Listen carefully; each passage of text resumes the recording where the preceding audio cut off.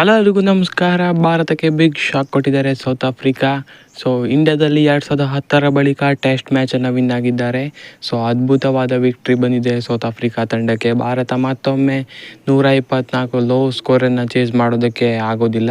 So ಇದೇ ರೀತಿ New Zealand ಸೀರೀಸಲ್ಲೂ ಆಗಿತ್ತು. ಸೊ ಅದೇ ಇವಾಗ ಆಗ್ತಾಯಿದೆ. ಸೊ ರ್ಯಾಂಕ್ ಟರ್ನರ್ ಪಿಚ್ಗಳಲ್ಲಿ ಸ್ಟ್ರಗಲ್ ಮಾಡ್ತಿರೋದು ಇವಾಗೂ ಕೂಡ ಕಾಣ್ತಾ ಇದೆ.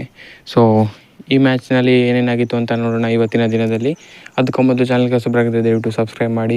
ಬನ್ನಿ ವಿಡಿಯೋನ ಪಟಾಪಟ ಅಂತ ಸ್ಟಾರ್ಟ್ ಮಾಡೋಣ. ಸೊ ನಿನ್ನೆ ಡಾಮಿನೇಟ್ ಮಾಡಿದರು ಭಾರತ. ಸೊ ಆಲ್ಮೋಸ್ಟ್ ವಿನ್ ಆಗೋ ಎಲ್ಲ ಲಕ್ಷಣ ನಿನ್ನೆ ಭಾರತದ ಕಡೆಯೇ ಇತ್ತು. ಸೊ ಇವತ್ತು ಅದನ್ನು ಟರ್ನ್ ಮಾಡ್ತಾರೆ. ಟೆಂಬಾ ಬೌಮಾಯಿಂದ ಒಂದು ಮಾಸ್ಟರ್ ಕ್ಲಾಸ್ ಬಂತು ಅಂತಲೇ ಹೇಳ್ಬೋದು. ಯಾರೂ ಕೂಡ 50 ಹೊಡೆದಿಲ್ಲ ಈ ಟೆಸ್ಟ್ ಮ್ಯಾಚ್ನಲ್ಲಿ. ಆದರೆ ಟೆಂಬಾ ಬೌಮಾ ನಾಯಕನ ಆಟ ಆಡಿದ್ರು ಅಂತಲೇ ಹೇಳ್ಬೋದು. ಸಖತ್ತಾಗಿ ಆಡ್ತಾರೆ. 50 ಅವರೊಬ್ಬರೇ ಗಳಿಸಿದ್ದು ಈ ಮ್ಯಾಚ್ನಲ್ಲಿ.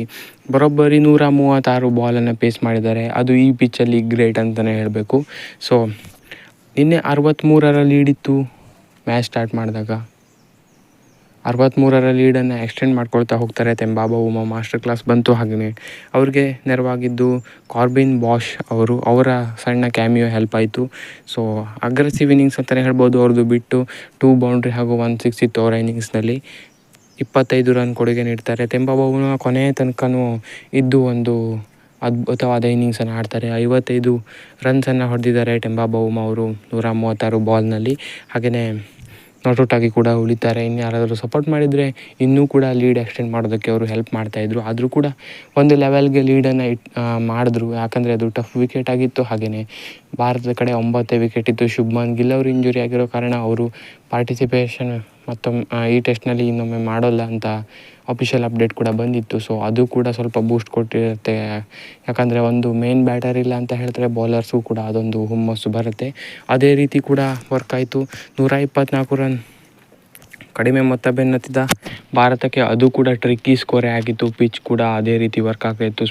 ಸ್ಪಿನ್ ಕೂಡ ಆಗ್ತಾಯಿದ್ದು.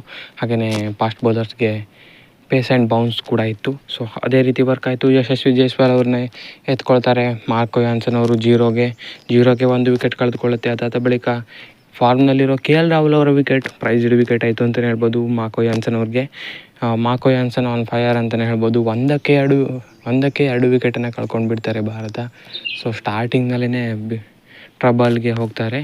ಸೊ ಮಾರ್ಕೋ ಯಾನ್ಸನ್ ಸಖತ್ತಾಗಿರೋ ಬಾಲ್ಗಳನ್ನು ಹಾಕ್ತಾರೆ. ಸೊ ಹಾಗಾಗಿ KL ರಾಹುಲ್ ಅವ್ರದ್ದು ಪ್ರೈಸ್ಡ್ ವಿಕೆಟ್ ಆಯಿತು. ಇವ್ರ ಆಟ ಬೇಕಾಗಿತ್ತು. KL ರಾಹುಲ್ ಏನಾದರೂ ಇದ್ದರೆ ಸೊ ಚೆನ್ನಾಗಿ ಆಟನ ಮುಂದುವರ್ಸ್ಕೊಂಡು ತಗೊಂಡು ಹೋಗ್ತಾಯಿದ್ರು. ಸೊ ಅವರ ವಿಕೆಟು ಇವಾಗ ಸೌತ್ ಆಫ್ರಿಕಾಕ್ಕೆ ತುಂಬಾ ಖುಷಿ ಕೊಡ್ತು. ಸೊ ಅದಾದ ಬಳಿಕ ಪಾರ್ಟ್ನರ್ಶಿಪ್ ಬಿಲ್ಡ್ ಆಗಬೇಕಿತ್ತು. ಅದನ್ನು ವಾಷಿಂಗ್ಟನ್ ಸುಂದರ್ ಮತ್ತು ಧ್ರುವ್ ಜುರೆಲ್ ನೋಡಿಕೊಂಡು ಚೆನ್ನಾಗಿ ಆಡ್ತಾಯಿದ್ರು.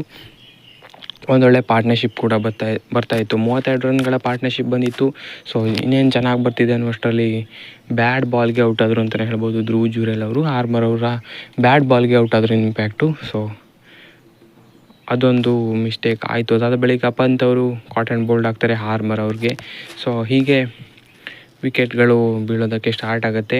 ಅದಾದ ಬಳಿಕ ಒಂದು ಆಸೆ ಚಿಗುರಿಸಿದ್ದು ಅಂದರೆ ವಾಷಿಂಗ್ಟನ್ ಸುಂದರ್ ಮತ್ತು ರವೀಂದ್ರ ಜಡೇಜಾ ಅವರ ಸಣ್ಣ ಪಾರ್ಟ್ನರ್ಶಿಪ್. 26 ರನ್ಗಳ ಪಾರ್ಟ್ನರ್ಶಿಪ್ ಆಗಿತ್ತು. ಇದು ಸಖತ್ತಾಗಿ ಬರ್ತಾಯಿತ್ತು. ರವೀಂದ್ರ ಜಡೇಜಾ ಮತ್ತು ವಾಷಿಂಗ್ಟನ್ ಸುಂದರ್ ಇಬ್ಬರು ಲೆಫ್ಟೀಸ್ ಚೆನ್ನಾಗಿ ಆಡ್ತಾಯಿದ್ರು. ವಾಷಿಂಗ್ಟನ್ ಸುಂದರ್ ಹೇಳಬೇಕು ಅಂದರೆ ಇನ್ಫ್ಯಾಕ್ಟ್ ಸಖತ್ತಾಗಿ ಗೋಡೆ ಥರ ನಿಂತ್ಕೊಂಡಿದ್ರು ಒಂದು ಎಂಡ್ನಲ್ಲಿ. ಸೊ ಈ ಪಾರ್ಟ್ನರ್ಶಿಪ್ ವಿನ್ ಮಾಡಿಸ್ಬೋದು ಭಾರತವನ್ನು ಅಂತ ಅನಿಸ್ತಾಯಿತ್ತು. ಆದರೆ ಅದು ಆಗಲಿಲ್ಲ. ಯಾಕಂದರೆ ಹಾರ್ಮರ್ ಅವರು ಮತ್ತೊಮ್ಮೆ ಸ್ಟ್ರೈಕ್ ಮಾಡ್ತಾರೆ. ರವೀಂದ್ರ ಜಡೇಜಾ ಅವ್ರನ್ನೇ ಅಲ್ಬಿಡಬಲ್ ಮಾಡ್ತಾರೆ. ಅದಾದ ಬಳಿಕ ಮಾರ್ಕ್ರಮ್ ಬಂದು ಆಘಾತ ಕೊಡ್ತಾರೆ ಭಾರತಕ್ಕೆ ಅಂತಲೇ ಹೇಳ್ಬೋದು.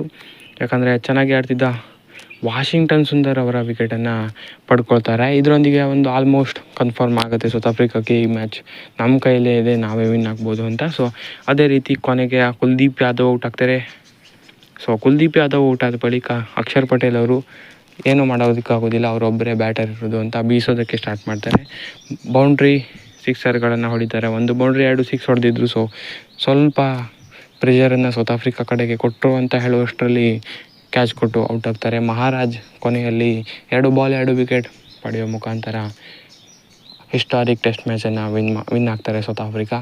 2010 ಬಳಿಕ ಇದೇ ಇದೇ ಟೆಸ್ಟ್ ಅಂತೆ ಅವರು ಇವಾಗ ವಿನ್ ಆಗಿದ್ದು ಇಂಡಿಯಾದಲ್ಲಿ. ಸೊ ಹಿಸ್ಟಾರಿಕ್ ಮೂಮೆಂಟ್ ಆಗುತ್ತೆ ಇದೆಲ್ಲ ಅವ್ರಿಗೇ. ಸೊ ನೋಡೋಣ, ಒಂದೊಂದು ಟೆಸ್ಟ್ ಮ್ಯಾಚ್ ಇದೆ, ಅದನ್ನು ಡ್ರಾ ಮಾಡ್ಕೊಳ್ಳೇಬೇಕು ವಿನ್ ಆಗಿ.